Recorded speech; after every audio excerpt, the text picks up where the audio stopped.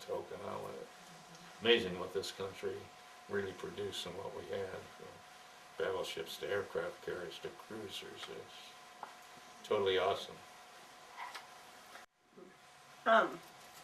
So just now, in the current day, what are your thoughts on war in general? That's even something you can answer. Well, I think it's more than general. If you've ever been in one, you don't like them. And I believe wars are justified if you're attacked, in imminent danger of attack. I think the only war since World War II that I would say was two, would be, and that would be only when it's in coalition with other countries. I don't believe we should, unless we are attacked individually, I do not believe we should ever enter a conflict, a war, based on our own politics or perceptions of endangerment, where it's contrary to the general belief or agreement of the other democracies. Let's take the Korean War for instance. For example, of course, that was during the Cold War, that, and then it led to Vietnam. But the Korean War, we were in coalition with the major democracies, Germany and France and England. We were not the only participants, albeit we were the major contributors to the Korean War. We were doing it as a coalition under the auspices of the UN.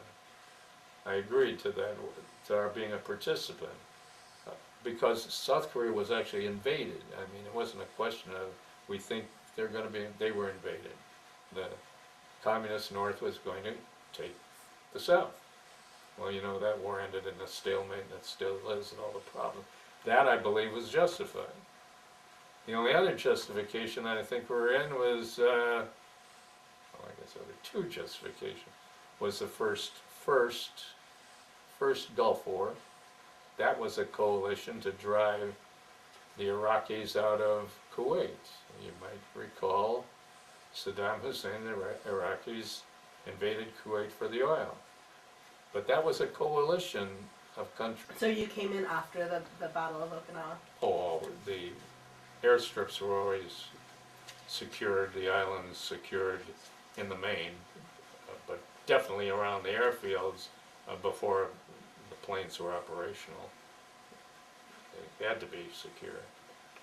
Although in more ties, I recall, the security was fairly close around the field and was provided by Australian troops. Really a great bunch of people, the Aussies.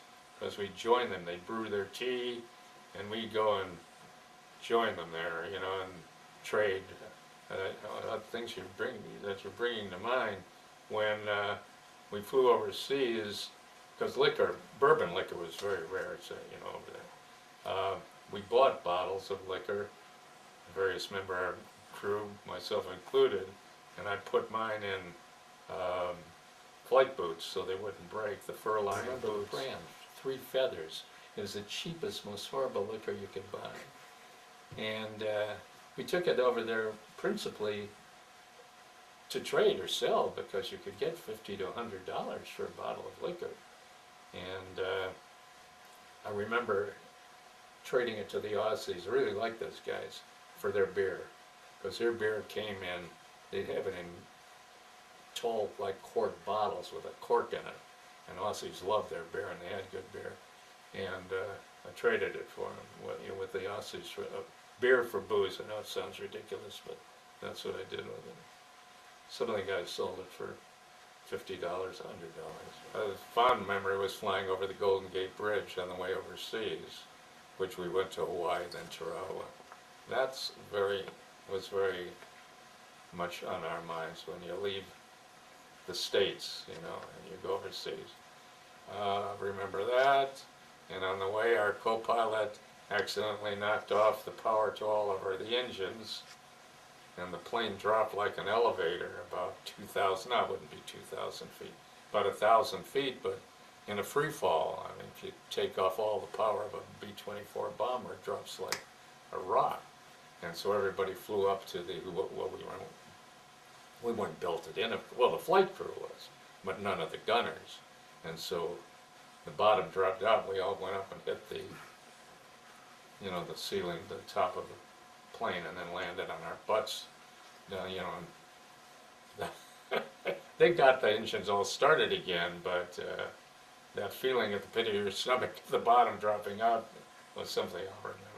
Where were you when the atomic bomb was dropped? The first and the second? On Hiroshima, I was on Okinawa, like there until the end of the war, both the bombing of Hiroshima and Nagasaki, and it was amazing. I mean, that was in such total secrecy, you know, the development of that bomb, and even that it was going to be dropped. Don't imagine anyone knew it except the crew that, you know, was assigned a train to drop it. But we were stunned, didn't know really, all it was, we, you know, heard that it was a tremendous bomb that just destroyed the city. And we were elated. I mean, I don't want to leave the impression that we felt saddened by the fact that that bomb was dropped. And I'm still not saddened. Mm-hmm. I So, mean, I know there's a lot of controversy today over whether we should have dropped the atomic bomb, but forever I can assure you that it was the right thing, in my mind. so you were on Okinawa when Japan surrendered. What Yep. was your reaction then? Fantastic. Everybody went wild. Everybody went wild.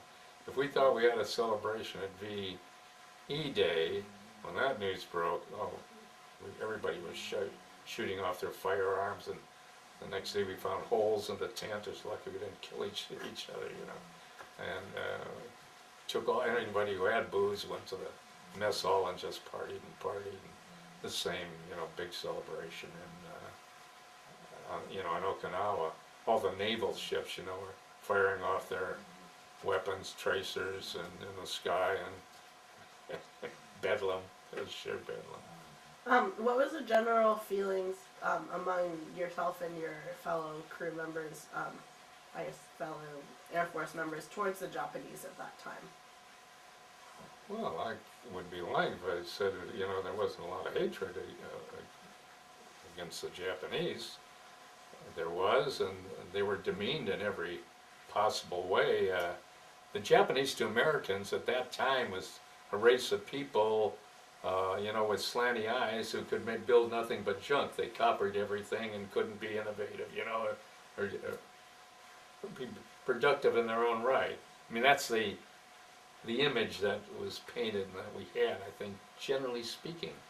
And, well, we were proved wrong, believe me. They were very creative and could build excellent things, as we learned early on in the war. But we just could not abide Japanese. They were demeaned in language and in every term possible. You wouldn't dream today of using the type of invectives that you did in those days. And it took me a long, long time, I must confess, to get over a feeling of dislike for the Japanese because of, you know, the initial destruction at Pearl Harbor and the ultimate loss of, you know, so much for our national treasure and life and material, you know, as a result of that war. But now, you know, it's different. I've grown up, I'm sure, and I don't have any difficulty now in dealing with the Japanese.